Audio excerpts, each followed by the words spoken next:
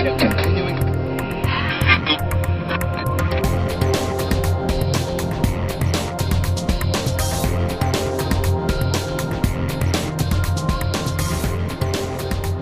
And I'm excited about this segment because, of course, this is an opportunity for us to answer our listener questions. And we get a lot of them. We do. And of But course, keep them coming. We keep them coming. And we do our best to make sure that when we have experts on that we're addressing a lot of those questions. But we've singled these ones out.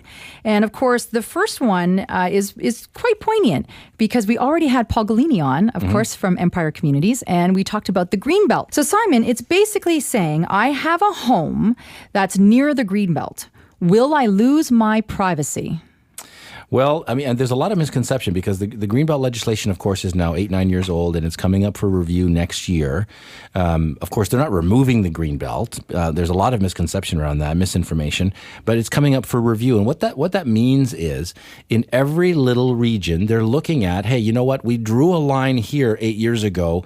Does this line still make sense? Maybe we need to, like, if it's near industrial or if it's near a residential development, do we expand it a little bit over here? Do we maintain it over here? So the province is will be doing a full review, and will you lose your privacy? Not likely is I think the answer, but we'll know once the review is done. But the Greenbelt is not disappearing, folks. No, it's there. it's there for a long time. All right. How about this question? I have a property inside the Greenbelt.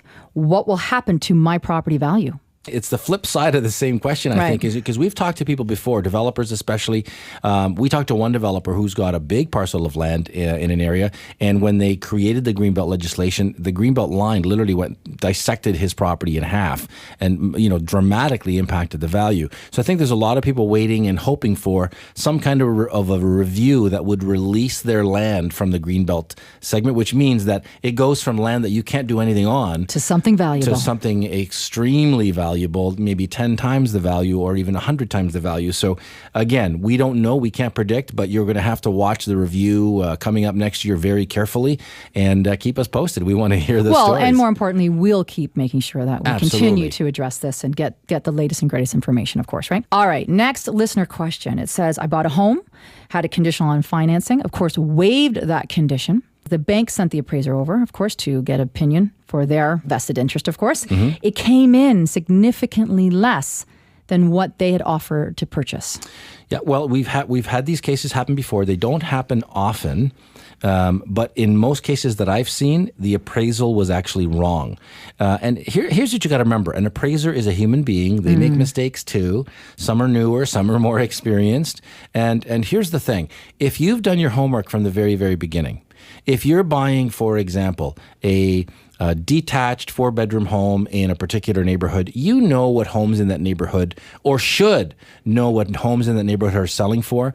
And in most cases, you're within that range. It's almost impossible for an appraisal to come in low unless somebody's really made a mistake if you've done your homework from the get-go. Now, Simon, of course, you can certainly ask for another one to be performed by another individual. See, here's the thing too, right? You got to remember, the banks are swamped, especially near the end of the month.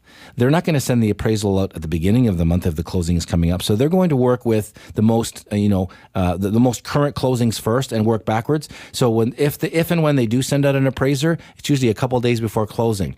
Of course, if the appraisal is wrong, it might take a week or 10 days to get another proper appraisal. And of course, you could have a domino effect. Absolutely. If you don't close this Friday and you need another week, well, what happens if the seller of the home you're buying already needed to close on another one and they had a buyer and so on and so on? So we've seen some disasters happen when there's delays required.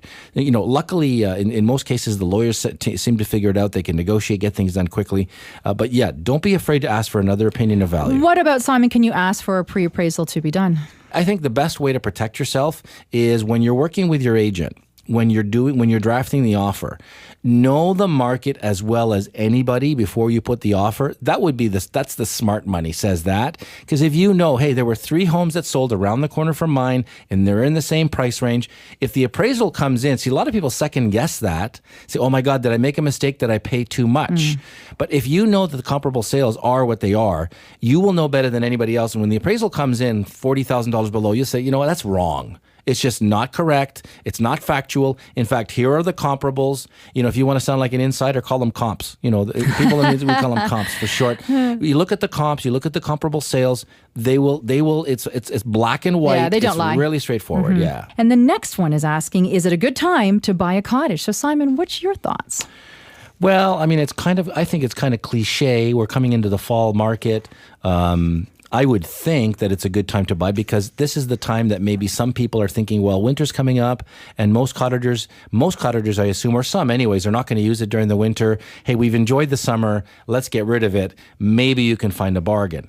I would assume, though, at the same time, you've got even more inventory, you've got more listings, number of listings is up, and the sellers, in most cases, this is not their principal residence. They don't need the money to cash out to do the next purchase.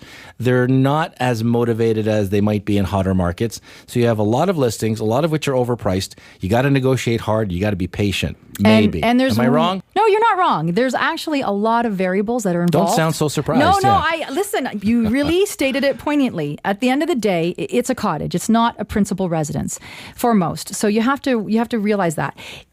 As the summer nears the end, this is what we call the PC time, meaning it's price change. You just see the price changes happening for those listings that have been trying throughout the summer months. Well, they weren't trying in the summer because it was beautiful. Well, no, they were. They were. And what they realize is that more will come to market. So you see an abundance of price changes where you'll see new active coming to list. Which is in and of itself a mistake. Wouldn't you agree? Well, it's about, like you had indicated, understanding the market, pricing accordingly. You don't want to help everybody else sell. You want you to sell. And that's why you have to really understand what your place is worth.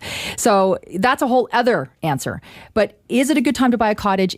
You have to understand why you're buying it. So if you're buying it for a lifestyle choice, is it something that you're going to be doing because it's for you and your family, whatever your family component is made up of, and it's a way to get away? Well, to me, there's no price figure on that. It's a choice. It's a way to improve things. So there is no better time in the sense, of course, than enjoying it, even if it's just for a couple more weeks in the summer. Fall is spectacular in cottage country. I mean, it's unbelievable. So that's a different answer than if you're looking at it from okay, I want to get an investment, something secondary. I'd like to enjoy cottage country, but also know that I'm getting, pretty good bang for my buck. Well, yeah, but I think the question comes from, I'm guessing, is it a good time to buy a cottage? Am I going to get a bargain? Yes and no, because let's say you get $10,000 off, for argument's sake, or $20,000 off. Well, if you're not really a winter person and you're not going to use it in the fall and winter, well, yes, you got it for $20,000 off, but now you're carrying a property until next summer that you're not going to use, and it's going to cost you more than $20,000 just to carry it. It doesn't cost that much, and at the end of the day, most people are closing them down. So you've got a little tax to deal with. Of course, you're shutting down those pipes, so it's just a maintenance component. And remember, it's mortgage, it's opportunity costs, but it's you insurance, also usually it's taxes. But you get that break though in terms of the end of year. You didn't get to enjoy it throughout the summer months. So again, it's not a one size fits all. I'm sorry, the answer is just not so easy. I actually look at the question as saying, is it a good time to buy a cottage? Meaning, is it now time to get into the game? And my answer is, listen. The best time to get in the game was the 60s and 70s. I mean, anybody that has been holding their place. I don't have a time machine. Yeah, so, it's been pretty substantial in terms of what the values of cottages and especially in certain areas. So it depends on where you're shopping, understanding what's going on in those areas. But certainly, if it's a lifestyle choice, it's always a great time to buy a cottage. You're making it for that decision. But if you're looking at it purely as an investment, then of course you need to understand, yes, they go up, just like places here in the city, Simon, they go up 6 to 7%. Sometimes in other areas, they go up even more. I'm just going to add one more thing, and that is this. If you're buying a cottage that has some kind of potential for income, either renting out all of it, or some of it, or a portion of it. I've got a good friend who bought a property with 4 cottages on one property. He rents out 3. He uses the other one for his family and friends. He actually makes money every year. Yeah. It's always a good time to buy that kind of a property. Sure. But if you're buying it just for your own use, you have to look at your budget. You said it's a lifestyle choice. Yeah. And the right time to buy is when you're ready and when you have the money. You have the money. And I think a great point is also you can get into the market now and not use it really, but rent it. That's your way to get a piece of heaven right now, knowing that in 5 years or so, you can actually truly afford it, but allowing yourself to get income from renters. Because let me tell you, there's no shortage of people wanting to spend their vacation holidays in cottage country. Absolutely. Simon, I love getting listener questions. Yeah, we get them on the website. We get calls. We get emails. Keep them coming. We'll keep answering.